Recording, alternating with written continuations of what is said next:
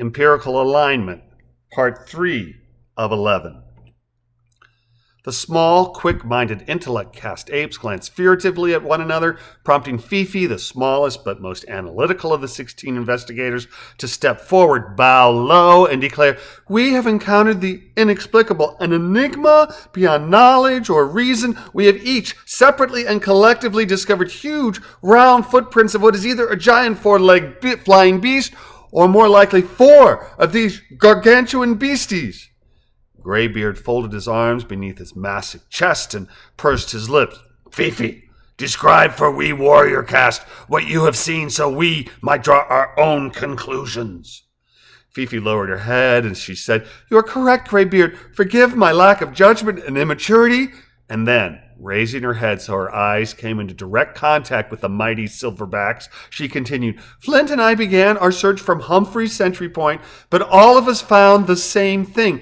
Each of us encountered at the same distance and in the same direction foliage that had been flattened by 4 massive feet, each foot in the form of a large and perfect circle as one spies only in the sky with the coming of the full moon.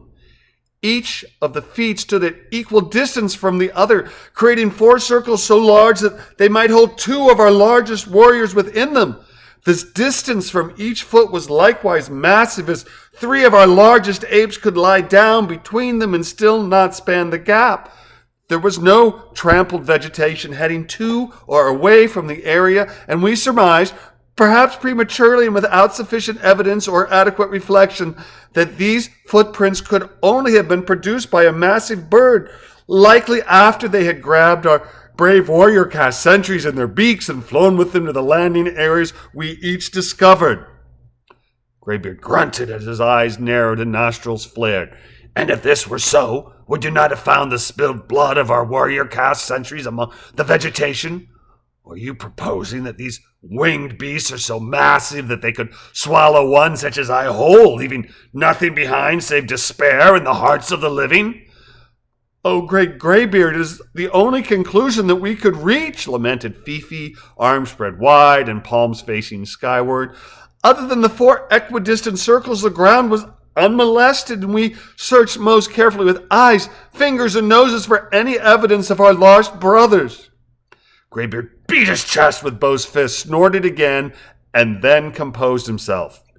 "You have done well, girl, but it seems that in your rush to find a solution, you have forgotten the power of ancient Inanna." "Inanna?" Fifi asked, head tilted in bewilderment. "Why would Inanna take away our 4 warriors, men brave and strong and true? Inanna is a benevolent god who provides for the contrite and dutiful. He is no demon hell-bent on plaguing us." "So he has been in the past," Graybeard replied. "But what if we have changed? Would not Inanna change as well? Our tributes to Inanna have become less plentiful, and our sacrifices of an inferior quality. I have heard mutterings concerning the righteousness of Inanna and Inanna's laws. Inanna has taken our centuries because we have angered him by our unwillingness to render unto Inanna what is rightfully his." "Oh, Graybeard, I cannot imagine—" "Silence!" roared Graybeard. "You forget your caste. Do not anger Inanna more than he is already. We must assuage him with sacrifice.